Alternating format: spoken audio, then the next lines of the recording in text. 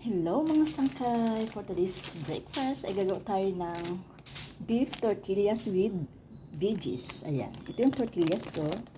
Siyempre, initin natin yan. Meron akong cabbage.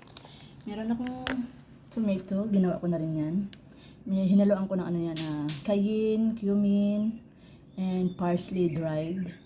Meron akong cheese. Ito yung beef. Niluto ko na rin. Niluto ko na rin yan sa onion, cayenne and cumin. Tapos nilagyan ng konting asin. Ito rin nilagyan ko na ito ng olive oil. Extra virgin. Charot. Tapos meron tayong yogurt plain. Ang gagamitin natin. Ngayon, imimix lang natin yan dito.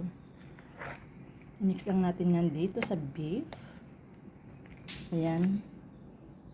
Mix natin. Parang hindi yata kasya. Dilipat ko. Ayan, nilipat ko siya mga tangkay dito. So, lalagyan natin ngayon ng itong kamatis. Ubusin na natin ang kamatis.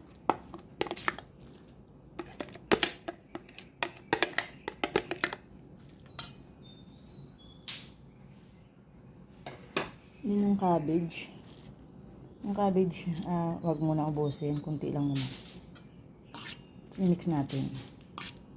Mix lang ng mix.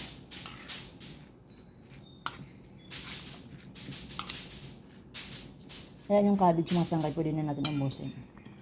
Kaya pala.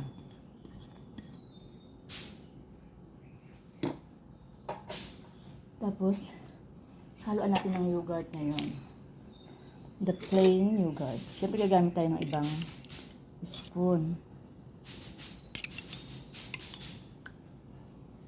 Haluan natin ng yogurt.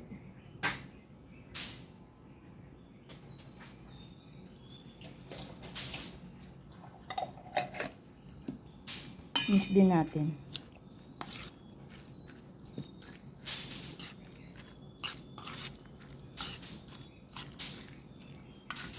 Mix lang lang, mix. Ayan o, sarap na tingnan no. Sarap na tingnan.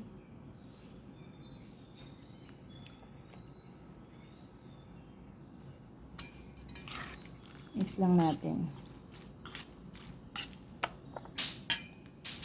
Tumba guys.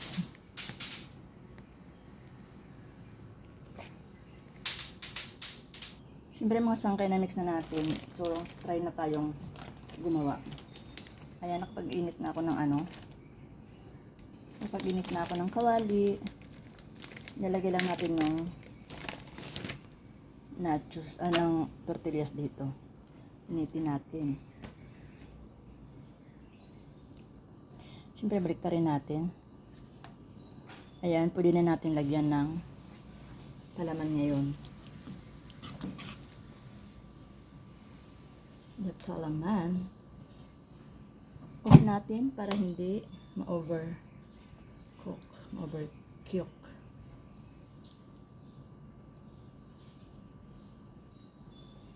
Ngayon, lagyan natin ng cheese.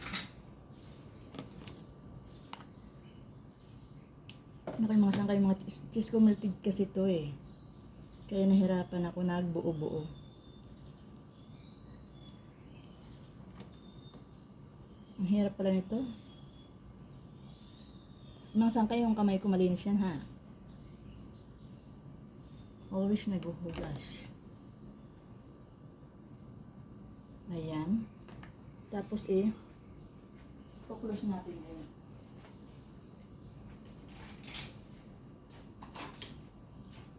I-close natin ngayon. Ang tanong paano i-close ngayon ito. Ayan. I-close natin ngayon ganyan.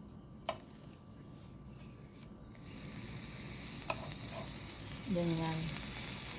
Nakalabas ang ating palaman. Balik natin. Yan maging itsura niya. Lalagyan natin ng toothpick. Ayan guys. Ayan mga sangkay. Done. Isa pa lang yan. Ayan. Thank you for watching. Isa pa lang yan. May kasunod pa yan. Sample.